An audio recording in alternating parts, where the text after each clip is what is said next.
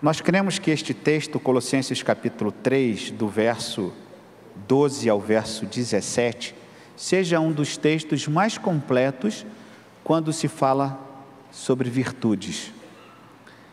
E ele é tão completo, tão abrangente, tão larga a sua extensão, que ficamos até preocupados com a nossa responsabilidade. É muita coisa, muitas vezes, para o crente. É muita responsabilidade que nós temos diante da palavra do Senhor, que pensamos, será que nós conseguimos dar conta de tanta coisa, de tantos atributos comunicáveis de Deus, virtudes em nosso comportamento? Só a graça do Senhor.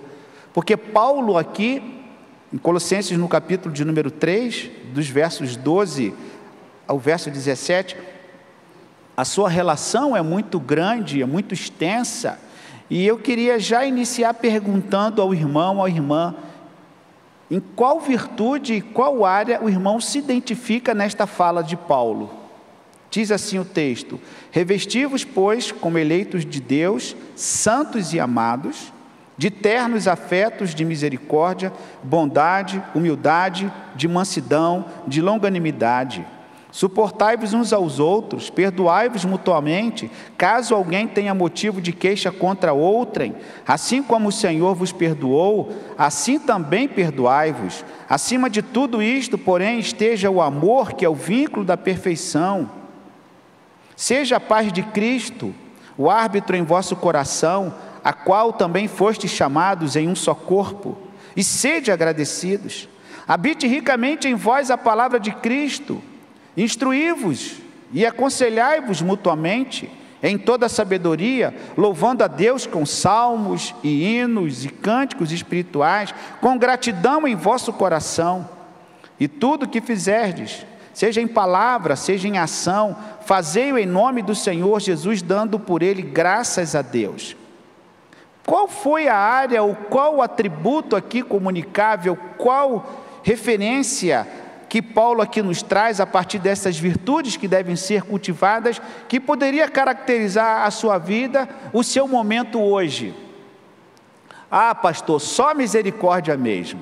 Sim, talvez, o texto fala sobre isso. Misericórdia, perdão, pastor, foi a tônica de 2024. Resolvi pendências. Não quero que passe nada para 2025. Não quero que o sol se ponha sobre a minha ira. Eu quero resolver estas pendências. Ah, pastor, 2024 foi pura mansidão. Foi light, olha, excelente, mansidão, cultivei, vivi, tranquilidade. Difícil, hein? Difícil. Alguém aqui viveu muita tranquilidade em 2024? Foi assim, na linguagem popular, considerado zen, calmo, sereno e tranquilo? Difícil, difícil, mas não impossível. Ah, pastor, foi no verso 13, suportando um ao outro, olha, não aguentava mais. Que bom que nós vamos vencer e nós vamos cortar aquela relação ou qualquer outra coisa, ano novo, vida nova. E o texto continua falando a respeito de perdão, falando a respeito de vínculo da perfeição. E aí o texto no verso 15 fala sobre paz, fala sobre comunhão e fala sobre gratidão.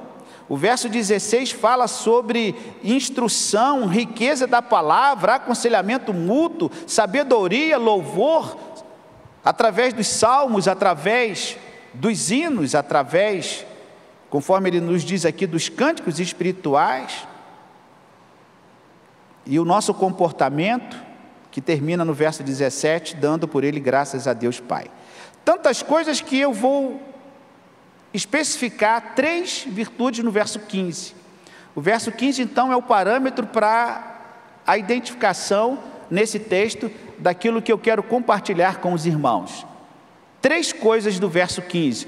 Se fôssemos falar das demais, com certeza o nosso tempo seria muito maior. O verso 15 diz assim: Seja a paz de Cristo o árbitro em vosso coração, a qual também fostes chamados em um só corpo, e sede agradecidos.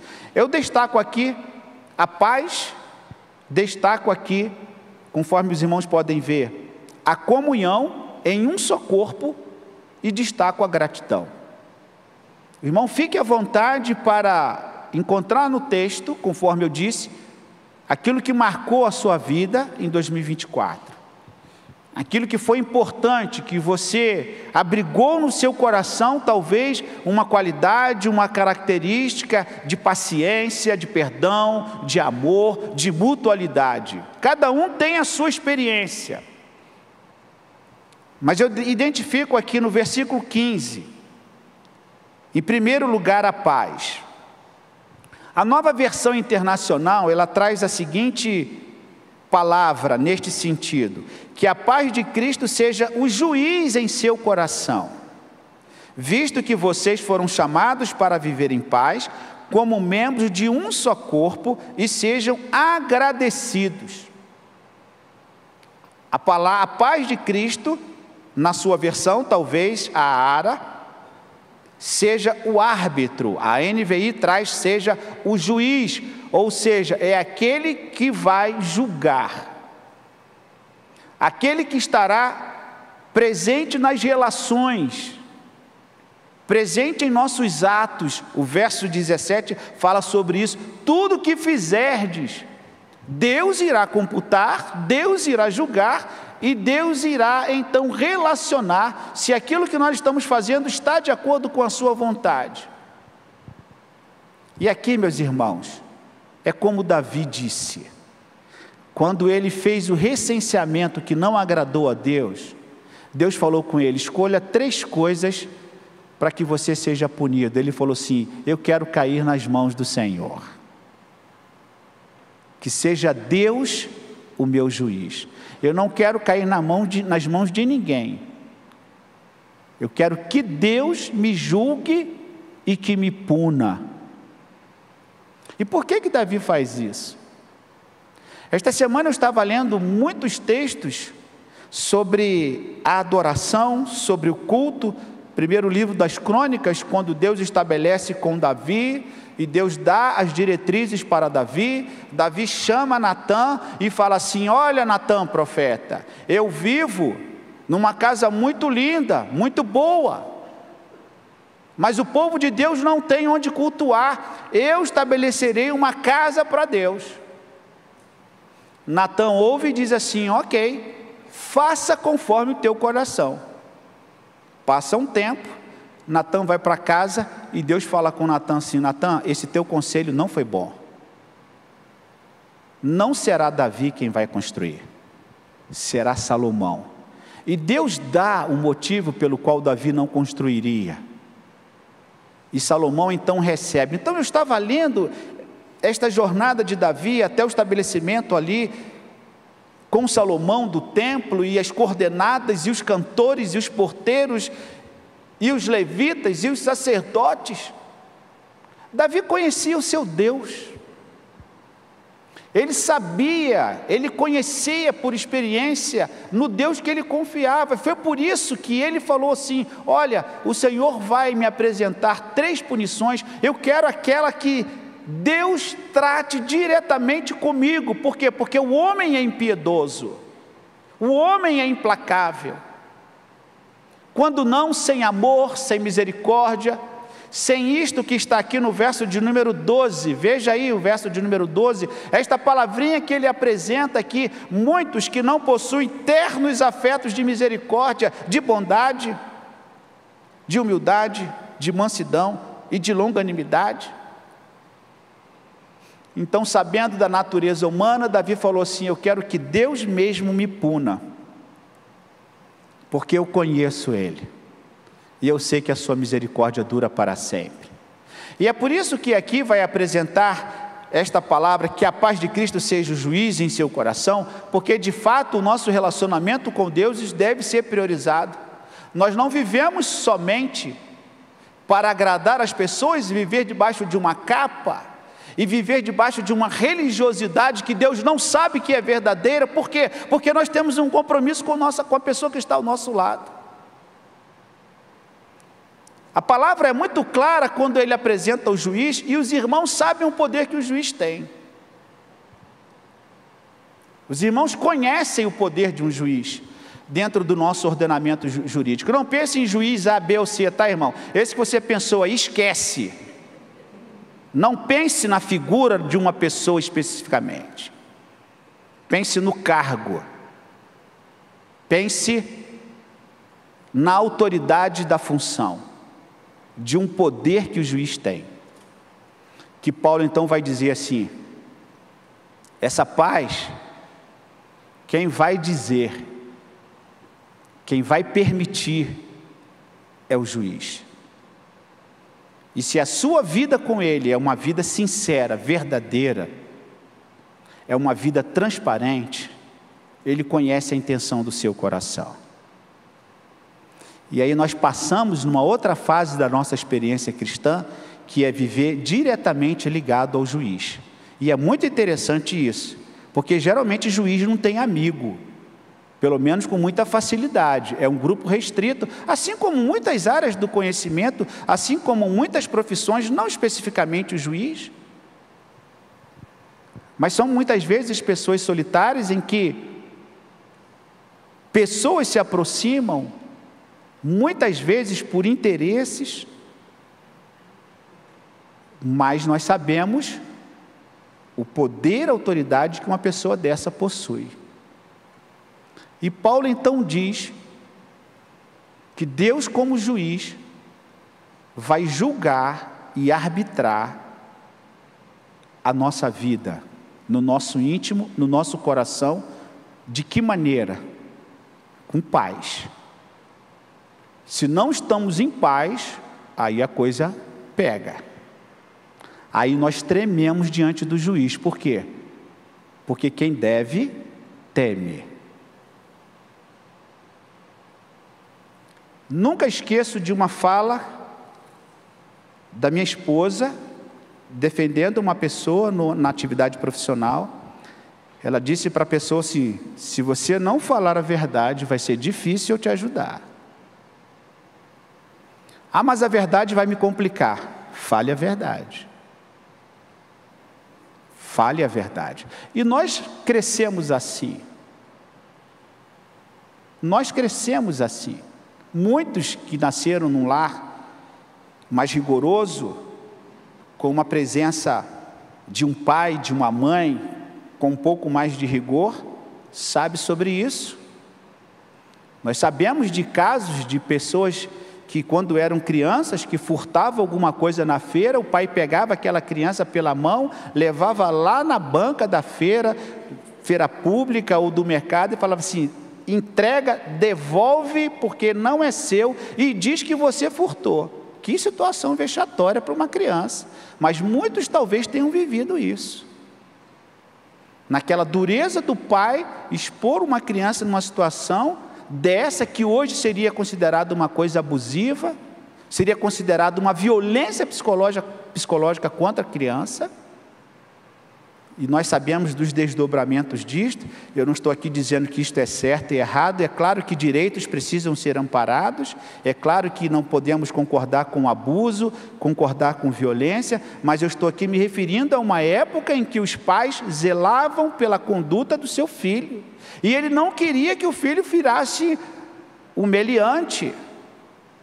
E é por isso que ele então confrontava aquele ato criminoso de uma criança que muitas vezes não entendia o que estava fazendo. E ele então levava aquela criança a uma experiência drástica de chegar e falar assim: eu devolvo aqui porque isso não é meu. E muitos de vocês ouviram dos seus pais: não pegue aquilo que não é seu. Aquilo que não é seu, não pegue, não leve para casa. E eles completavam: por quê? Porque o que leva para dentro de casa se você leva uma coisa que não é sua? Só palavra bonita, né? Desgraça, maldição. E a gente ficava com medo. Você não quer atrapalhar o ambiente familiar? com algo que não venha de Deus.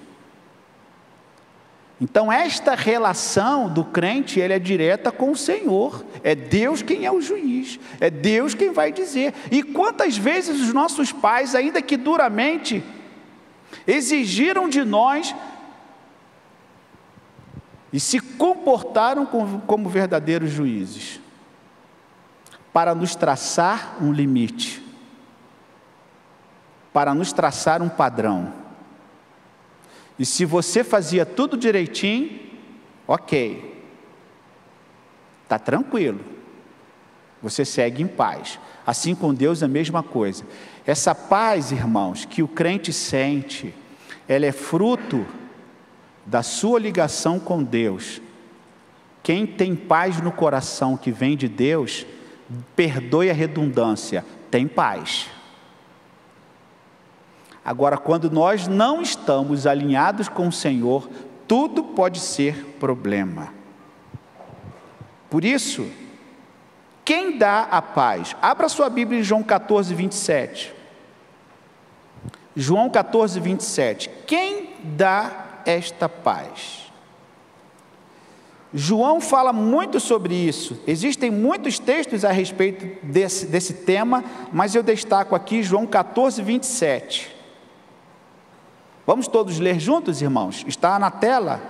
Se você quiser ler na tela. Deixo-vos a paz, a minha paz vos dou, não vou-la dou como o mundo a dá. Não se turbe o vosso coração, nem se atemorize. Pega esta palavra e aplica lá em Colossenses capítulo 3, verso de número 15. Linka uma coisa com a outra. Jesus dá a paz, Jesus concede a paz está nele, Ele é o autor da paz, Ele que nos conduz em paz, e diz aqui o texto bíblico, Ele não dá como o mundo dá, e é por isso que você não deve temer. Olha que coisa interessante. É por isso que você não precisa ficar atemorizado, sabe por quê? Porque Deus é o seu juiz. Irmãos, a figura de um juiz não é uma figura má. Nós precisamos deles. Nós precisamos do profeta Natã que fala com Davi assim: Davi, o pecado é esse, você pecou nisso. Nós precisamos dessas pessoas conosco. Nós precisamos dessas pessoas que julguem verdadeiramente com justiça. E que diga assim: você será punido pelo mal que você provocou. Você será punido pelo erro que você cometeu. Porque isso, em tese, deveria ter um efeito de reabilitação, de recondução, um efeito educativo em que o indivíduo, ao ser punido, ele nunca mais voltaria a cometer aquele delito. Mas isso aí é um outro problema conjuntural de nossa sociedade, que envolve outras coisas. Mas com relação a Deus, voltando aqui para o caso de Deus como juiz, aquele que aplica a punição, aquele que aplica a palavra, aquele que aplica aquilo que nós precisamos como método pedagógico de disciplina divinal. E quantas vezes nós sofremos por isso? Porque nós sabemos que nós não estamos andando como nós deveríamos andar diante de Deus, e é por isso que Ele é juiz. Mas ao mesmo tempo, este juiz, ele tem que fazer análise do caso, e ele tem que aplicar direitinho, de maneira justa. E aí Jesus aqui nesse texto, João 14, verso de número 27, ele vai dizer assim: eu não dou a paz como o mundo, é diferente. O juiz aqui é outro, o árbitro é outro. Por isso que Paulo vai falar em Colossenses 3, seja a paz de Cristo o árbitro em vosso coração, o juiz em seu coração. Qual que é o termômetro? Uma espécie de equilíbrio, esta paz em cada coração. Você está em paz, meu irmão? Sua consciência está em paz? Sua vida está em paz com Deus? Ainda que você esteja passando por alguma situação, que você esteja sendo confrontado, que alguém esteja discordando de você, mas você está firme na sua palavra, e na sua ação? Sim. Porque às vezes você toma uma atitude, você sabe que é a atitude correta a ser tomada, mas você vai enfrentar conflitos e desafios e discordância. Porque muitas pessoas irão dizer para você: olha, você está errado, olha, não está certo, não é por aí. Mas você tem a convicção daquilo que Deus colocou no seu coração. Irmão, se tem uma coisa que eu não gosto no comércio, perdoe quem trabalha aqui em comércio, mas se tem uma coisa que eu não gosto no comércio, quando você vai comprar uma coisa, eu pergunto assim: esse produto é bom? A pessoa fala assim: olha, nunca ninguém reclamou. Ou então fala assim: está saindo muito. O fato de ter muita venda não quer dizer que aquele produto seja bom. Pode ser que ele é mais barato, pode ser que ninguém encontre em outra loja, só encontra naquela loja, por várias questões. Então é importante que nós tenhamos as nossas convicções próprias, porque nem sempre aquilo que todo mundo está a dizer é o correto. A multidão disse: crucifica-o. A multidão apresentou Barrabás, um delinquente, meliante, criminoso. A multidão gritou: crucifica-o, mas Jesus se manteve firme. Por quê? Porque ele sabia quem era o juiz e qual a paz que estava sobre o seu coração. João 16:33, só virar a página. João 16:33. O que as palavras de Cristo, a que elas nos conduzem? João 16:33. Estas coisas vos tenho dito para que tenhais paz em mim. Então todo o conjunto, todo o conteúdo bíblico, e aqui naturalmente referência específica àquilo que Jesus estava falando com os seus discípulos, mas nós podemos tomar perfeitamente como toda a palavra de Deus, porque toda a palavra de Deus foi feita para o nosso ensino, para que tenhamos paz. Jesus então nos apresenta: estas coisas tenho-vos dito para que vocês tenhais paz. No mundo vocês terão aflições, mas tem de bom ânimo. E é por isso que ele fala em João 14:27, não se atemorize, não tenham medo, siga em paz.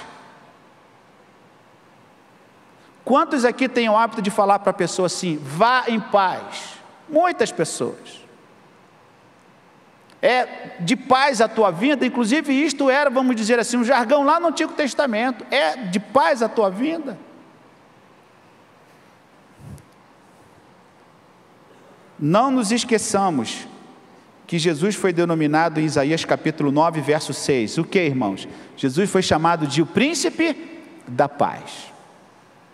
E esta palavra no latim significa primeiro. Ele é o primeiro da paz. Isaías capítulo 9, verso 6, vai dizer, dentre tantas outras coisas, que ele é o príncipe da paz. Se a irmã quiser colocar Isaías 9, verso 6. Algumas questões sobre a paz que eu estava refletindo. Paz é quietude. Paz é quando Judas chega para atraí-lo, Jesus diz assim: a que vieste, amigo? Isto é estar com o coração em paz.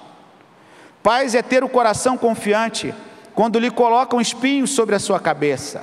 Paz é deixar-se ser colocado numa cruz sem abrir a sua boca.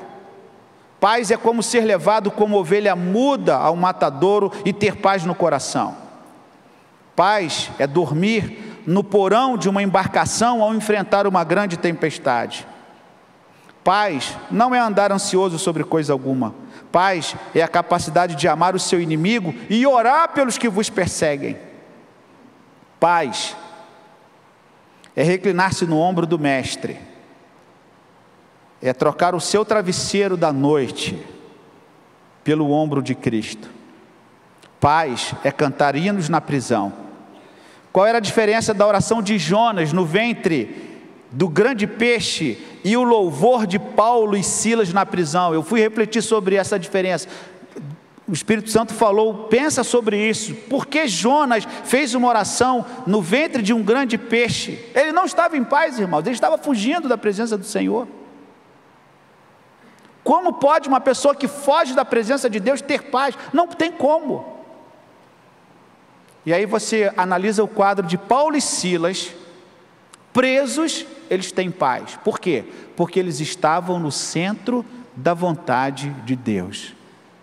Jonas inquieto, preocupado, com medo da morte, ele faz uma oração no capítulo 2, são 4 capítulos o livro de Jonas, no capítulo 2 do seu livro, que leva o seu nome, ele faz uma oração no ventre, de dentro do grande peixe, quando ele contempla a morte. Esse texto é tão forte que alguns teólogos vão dizer, eu não concordo, que Jonas morreu no ventre do peixe.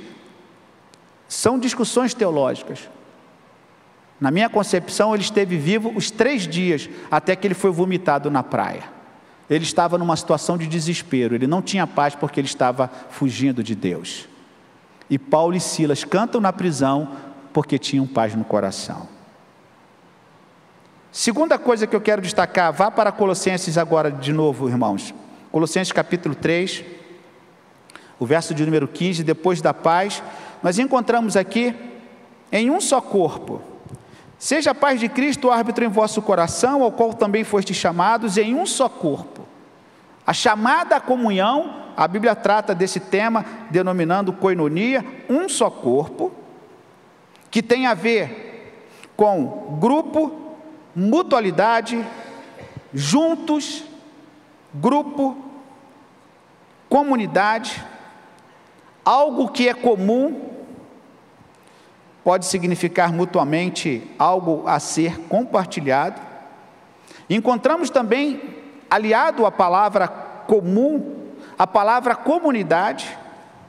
Por isso que muitas igrejas têm esse nome de comunidade, que pode se referir a uma vizinhança geográfica, a um grupo específico, homogêneo, de pessoas unidas por um laço comum, que no Novo Testamento se expressa através da palavra igreja, ajuntamento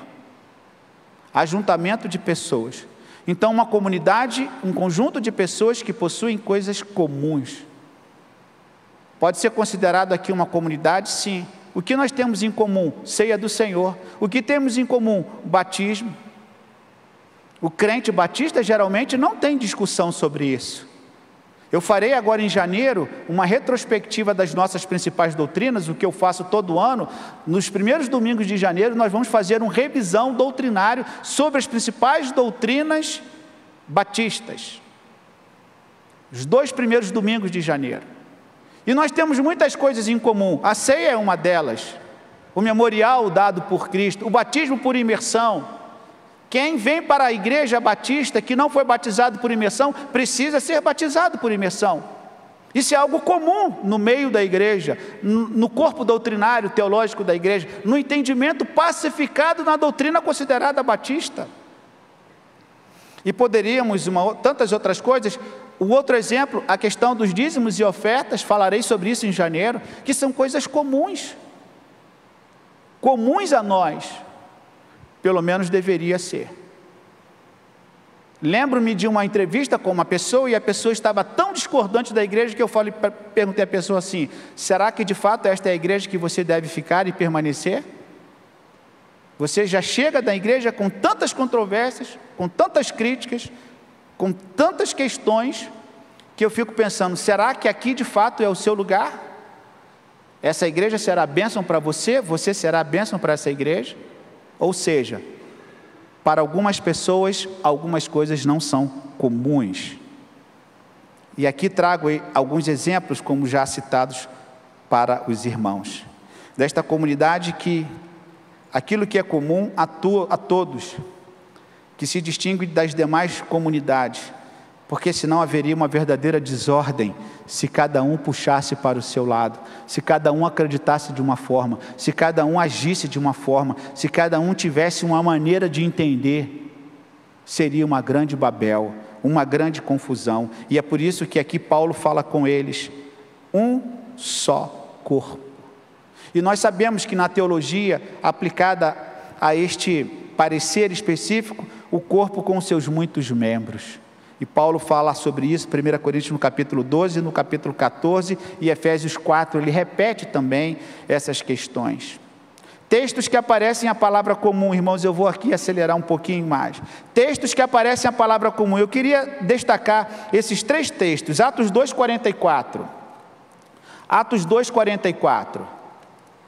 3 textos que aparece esta palavra comum, no sentido de comunidade, no sentido daquilo que é comum ao grupo. E Atos, no capítulo de número 2, o verso de número 44, que assim diz: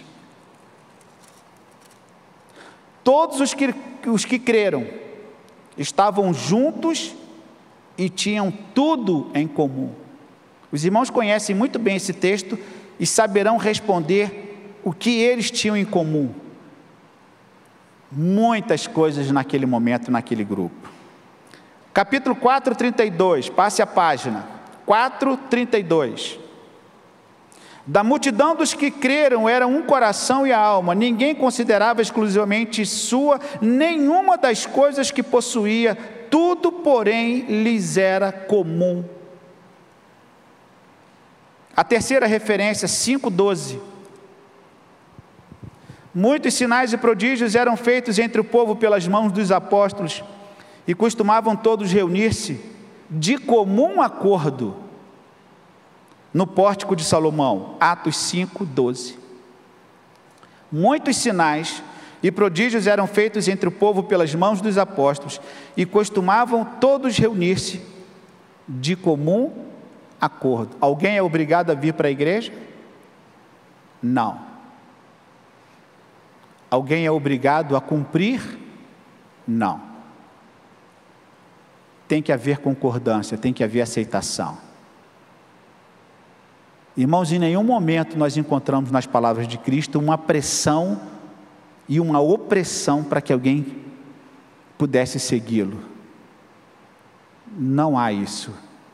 É aceitação, é desejo, é o amor pelo que Cristo fez por nós. É estar de acordo. O que o pastor pergunta quando ele vai batizar uma pessoa? O irmão confirma a sua pública profissão de fé? O que é que o irmão responde? Sim, ele está confirmando. Isto é comum acordo. O irmão concorda? Concorda. Teríamos outros textos para tratar neste sentido da comunhão. Poderia citar a comunhão de José com seus irmãos em Gênesis 45, quando José partilha o seu choro, partilha a sua tristeza, mas ele entra em comunhão com seus irmãos que estava adormecida. Jesus compartilha a comunhão na mesa com os traidores e com os seus negadores, com os incrédulos e pecadores no momento da ceia. E em último lugar, irmãos, a gratidão. Volte lá para Colossenses capítulo 3. Agora o irmão vai perceber que do verso 12 ao verso 17, nós vamos encontrar a gratidão em mais de uma vez. Nós vamos encontrar no capítulo 3 de Colossenses, ele vai dizer no verso 15, final do verso 15, depois da comunhão e da paz, ele vai dizer: sede o quê? Agradecidos. Sede agradecidos. Ele vai dizer aqui também, no verso de número 16, veja aqui, no verso 16, no final, louvando a Deus com salmos, hinos, cânticos espirituais, com o que no coração? Gratidão. Com graça. E ele repete a terceira vez no final do texto, verso 17, quando ele vai dizer assim: e tudo que fizerdes, seja em palavra, seja em ação, fazei em nome do Senhor Jesus, dando o quê? Por ele graças a Deus Pai. Nesta missiva, nesta perícope, nesse trecho, nessa parte do texto tão rico que Paulo nos apresenta as virtudes cultivadas, que devem ser cultivadas, ele apresenta a gratidão 3 vezes, para nos lembrar de sermos gratos. A gratidão, a Bíblia fala sobre gratidão muitas vezes. Deem graças em todas as circunstâncias, porque esta é a vontade de Deus para vocês em Cristo Jesus. 1 Tessalonicenses 5,18. Quem me oferece sua gratidão como sacrifício, honra-me, e eu mostrarei a salvação de Deus ao que anda nos meus caminhos. Salmo 50, verso 23. Bendiga o Senhor a minha alma, não esqueça nenhuma de suas bênçãos. Salmo 103, verso de número 2. É o tempo da paz, é o tempo da comunhão, é o tempo da gratidão. E este é um exercício muito bom para se fazer nesse tempo. Quando nós avançamos em mais um ciclo da nossa vida, quando nós deixamos algumas coisas para trás e seguimos em direção ao alvo, de fazermos na presença do Senhor, apresentando a Ele a nossa gratidão, como Paulo nos apresenta aqui nesse texto. As virtudes que devem ser cultivadas. Temos mais um ano pela frente, novos desafios, novos empreendimentos, novos relacionamentos, mas nunca nos esqueçamos dos benefícios que o Senhor tem nos feito. É Ele quem começa a obra, é Ele quem termina a obra em nossa vida, não tenha dúvida. Eu deixo então, irmãos, esta reflexão: a paz, a comunhão e a gratidão. E alguns aqui frutos do Espírito, depende do nosso relacionamento com Deus.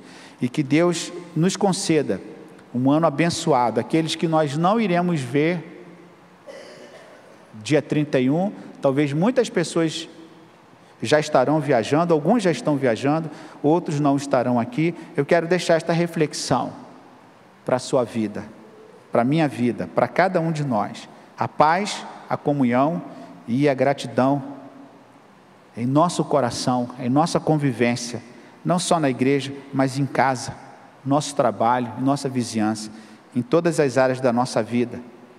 Que a paz de Deus esteja sobre a sua vida, a comunhão é até a bênção do Senhor sobre a nossa vida, e a gratidão em cada um de nós, em nossa boca, em nossos lábios, direcionadas a Cristo. Cantemos um só rebanho, fiquemos todos de pé e cantemos um só rebanho, louvando a Deus, agradecendo a Ele, mais uma vez, que o nosso coração cheio de alegria,